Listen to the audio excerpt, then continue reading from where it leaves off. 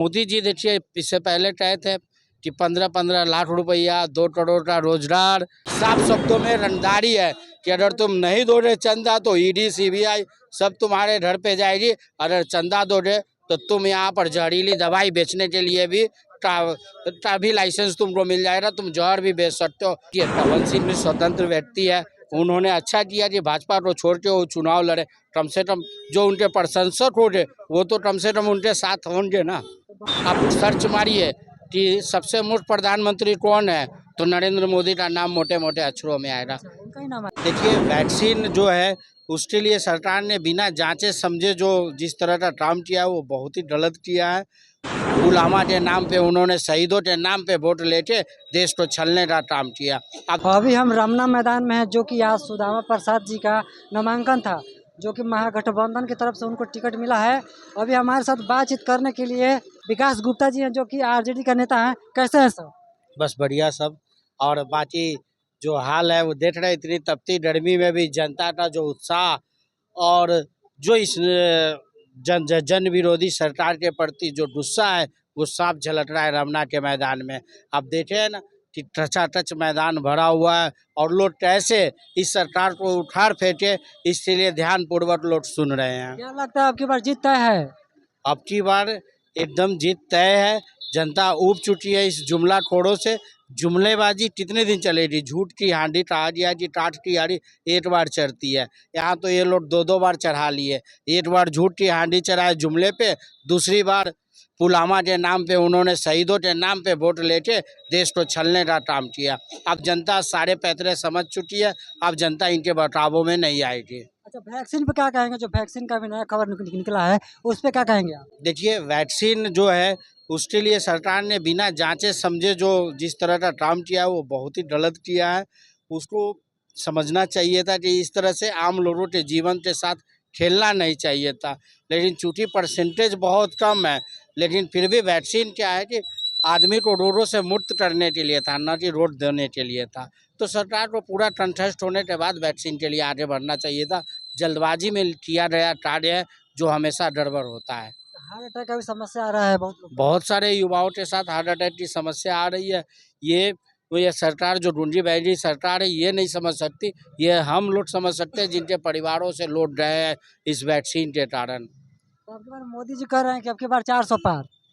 मोदी जी देखिए इससे पहले कहे थे कि 15-15 लाख रुपया 2 करोड़ का रोजगार और पेट्रोल डीजल के दाम सस्ते होंगे, रोटी नहीं रोजगार देंगे। तो सारे वादे जैसे जुमलेबाजी में रही है, 400 पार का भी जुमलाबाजी ही है और कुछ नहीं। और उनकी बातों को कोई भी देश में आम नागरिक गंभीरता से नहीं लेता। उनको कहना कि डिजिटल इंडिया कर दिए हैं अब तो। अब देखिए वो डिजिटल इंडिया के नाम पे जो देश में उन्माद फैला रहे हैं, कोई भी प्रधानमंत्री अपने ही देश के नागरिक को, प्रधानमंत्री क्या होता है? घर का गार्जियन जैसे होता है वैसे देश का गार्जियन प्रधानमंत्री होता है। आप अपने ही घर के किसी बेटा को घुसपैठिया बोलिएगा और उसके बारे में बदमिजाज रखिएगा, आप गार्जियन के लायक हैं? हाँ बताइए, वैसे लोगों की बातों को गंभीरता से नहीं लिया जाता। अब उसको सब लोग मतलब मस्खरा में लेके चलते हैं। आप देखिए ना गूगल जो सर्च इंजन है जो हर एक चीज़ सच्चाई के साथ बताता है।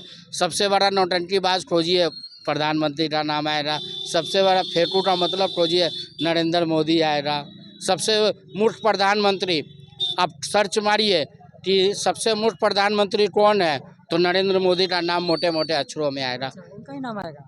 बिल्कुल आप अभी सर्च करके देख सकते हैं। और उसके अलावा भी मुद्दों पे अगर आइए, देश की का 90% आमदनी 22 लोगों के पास है। 22 लोग जो 90% आबादी आमदनी है जो वो 22 मात्र गिने हुए 22 लोगों के पास वो आमदनी का हिस्सा जाता है और बाकी जनता रोड पे है। आज 80 करोड़ जनता को मुफ्त अनाज पे आश्रित है। इस देश का हाल क्या हो रहा है आप देख ही रहे हैं। 5 किलो अनाज दे रहे हैं ना। जो वही तो बता रहे हैं ना कि देश कहाँ जा रहा है।